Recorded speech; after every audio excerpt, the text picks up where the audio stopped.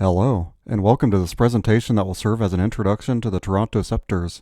I'm Mario in Black, and today I'll go over the Sceptres team and their history to try to give you a basic level of understanding about them. The Toronto Sceptres play in Coca-Cola Coliseum. The Coliseum opened in 1921, where it was mostly used for fairs and exhibitions. In 2003, the building was renovated with hopes of getting a hockey team. Since 2005, the Toronto Marlies of the American Hockey League have played in the arena. The Sceptres played their inaugural regular season games at Matt and Me Athletic Center, but moved to Coca-Cola Coliseum starting in the playoffs of their first season after it was clear their fan base outgrew the smaller confines of Matt and Me. Later in 2026, the Toronto Tempo, an expansion team in the WNBA, will begin play at Coca-Cola Coliseum. Toronto's general manager is Gina Kingsbury. Kingsbury is a former player who represented the Canadian national team.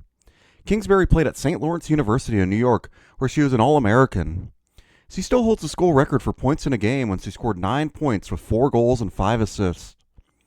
Kingsbury played a few years with the CWHL, but her greatest success came on the international scene. With Team Canada, she won 2 Olympic gold medals and 3 World Championship golds. After retiring in 2010, Kingsbury would work in the IIHF's Ambassador and Mentor program. Kingsbury would then become an assistant coach at Minnesota Duluth.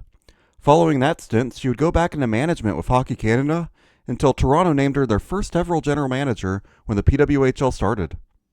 Troy Ryan is the head coach of the Sceptres. The Nova Scotia-born Ryan played a few years of junior hockey in his home province before moving to coaching in the early 2000s. He would coach various junior teams in the 2000s and 2010s, serving as both head coach and general manager for many of those years. In 2016, Ryan became head coach of the Canadian U18 women's team and helped them to a silver medal in 2017. He moved to become an assistant coach with the senior women's national team in 2017. And in 2021, he would take over the head coaching duties of the national team, and Canada would bounce back from recent international struggles. Canada won gold at the 2022 Winter Olympics, as well as 3 World Championship gold medals under his watch. Canada had not won international gold since 2014, prior to their World Championship triumph in 2021. Ryan's contract with Canada expired after their silver medal run in the 2026 Olympics. On the club side during that time, Ryan would be the head coach of Dalhousie and U Sports, and then was hired by the Toronto Sceptres when the league started. In the league's first year, Troy Ryan was the PWHL Coach of the Year. Toronto is captained by Blair Turnbull, and the alternates are Renato Fast and Ali Monroe. In the league's first season, Toronto had the best record but fell in a dramatic 5-game series to Minnesota. Toronto would make it back to the playoffs in year 2, but Minnesota would once again foil them in the first round, this time in 4 games. Now moving on to the roster, let's start with the forwards. Daryl Watts has been a standout wherever she's been. In her freshman year, she averaged over 2 points per game and became the first freshman to win the Patty Kazmaier Award as the NCAA's top player. She would find continued success throughout her college career, including after she transferred to Wisconsin, where she would be an NCAA scoring champion in 2020. In 2021, she would score the overtime game-winning goal to secure a national championship for Wisconsin. At the pro level, Watts spent a year in the PHF with the Toronto Six. She would then be drafted to the PWHL the next year by Ottawa after the PHF dissolved. Watts would then sign with Toronto in year 2 and become the team's leading scorer and earn second-team All-Star honors. There's few things in hockey that Natalie Spooner hasn't done. In fact, the only thing may be becoming a Hall of Famer, but that'll happen after she hangs up the skates. Spooner is the first ever PWHL MVP. She was the second ever IIHF Female Player of the Year. She's won 4 Olympic medals, 2 of those being gold. She's won 11 World Championship medals, with 3 of those being gold. She won a Clarkson Cup in the CWHL, and heck, she even finished second place on 2 different reality TV shows. Spooner is also a mother, giving birth to her son in December of 2022. The Walter Cup is one of the last things on her checklist in what's been a legendary career. It's not hard to pick out Emma Malte when she's on the ice. She's of smaller stature at 5'2", a height that she believes would make her immune from certain penalties. Malte's playstyle is what makes her stand out. She's like a bowling ball that comes down hard on the forecheck. She never stops or takes a play off. Malte is also going to find her way in the middle of things, when it gets heated, and there's no player she won't talk trash to.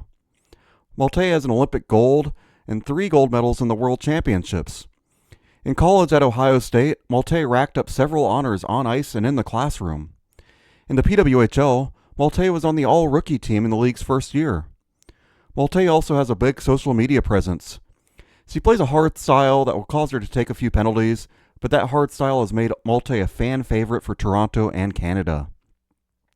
Blair Turnbull is yet another forward that's had a standout career. At Wisconsin, Turnbull was the captain for 2 years and put up a point per game in each of those last 2 seasons. In the CWHL, Turnbull won 2 Clarkson Cups with Calgary. On the international level, Turnbull won Olympic gold in 2022 and 2 silver medals as well. She's also won a trio of World Championship gold medals. Toronto signed Turnbull as a foundational player, and she was named the team's first captain. As a player, she's known for her reliable play and leadership. Moving on to the defenders.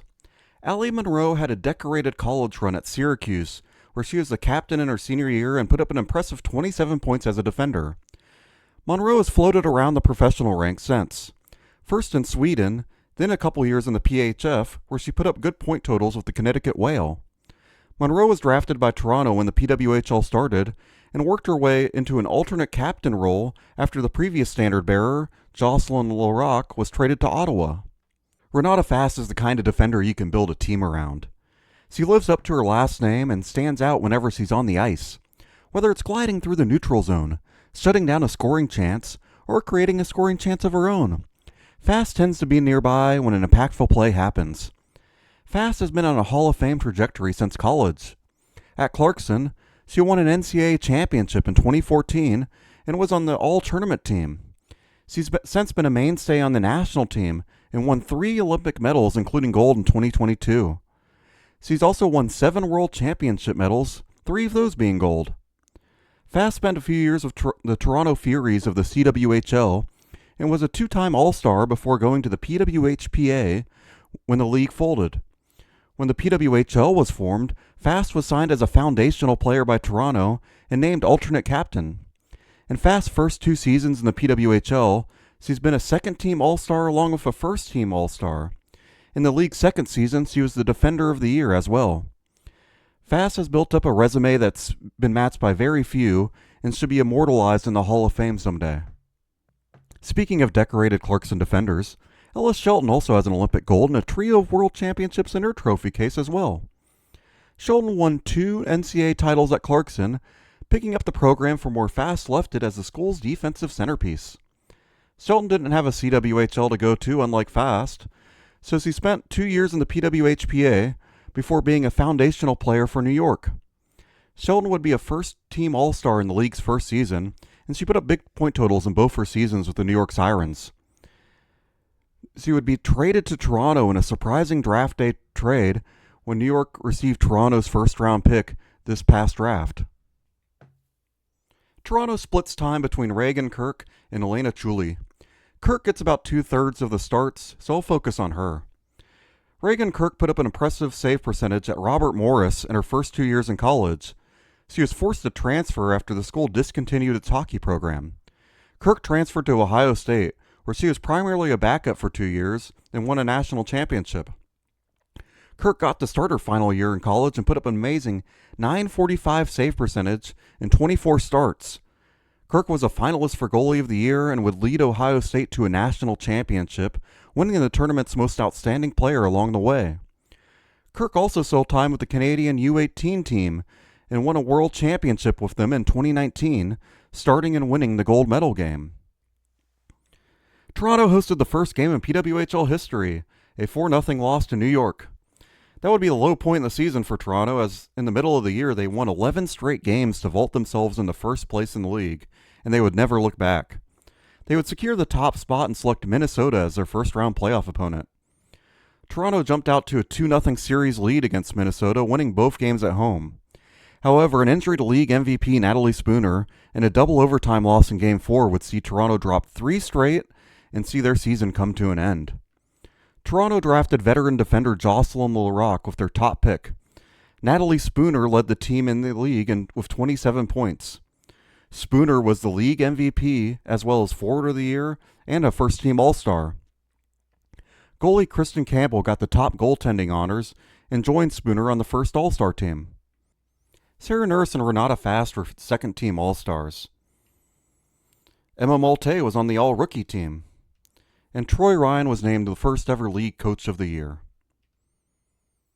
In the second season, it wasn't quite as spectacular for Toronto, but they still had a very good regular season and finished second place to Montreal. They'd meet Minnesota again in the playoffs, and they'd take Game 1, but Minnesota would win the next 3, and Taylor Heisey's overtime goal in Game 4 would end Toronto's season. Julia Gosling was the top draft pick at 6 overall. Daryl Watts led the team in scoring with 27 points. Renata Fast had a standout year. She was a finalist for MVP, and she won Defender of the Year and was a first-team All-Star. Daryl Watts was a second-team All-Star, and Troy Ryan was a finalist for Coach of the Year this time around. And moving on to the tradition and culture. Toronto likes to do some player-specific chants using well-known chants. One is the Ole song with Emma Malte. They do Ole, Ole, Ole, Ole, Emma Malte. They also do Go Natalie Spooner to the Seven Nation Army chant. I'll save you trying to do that one. Toronto celebrates their goals and wins with 2 classic songs. Goals are Pretty Woman by the legendary Roy Orbison, and the wins are 9-5 by the even more legendary Dolly Parton. That's all I have for this video. Thank you for watching. Next week will be the last team in this team series, the Vancouver Golden Eyes, and then we'll get into some rules, regulations, and some basics about hockey. Thank you very much for listening. If you have any comments or feedback, leave them below. Like and subscribe if you wish, and I hope everybody has a great day.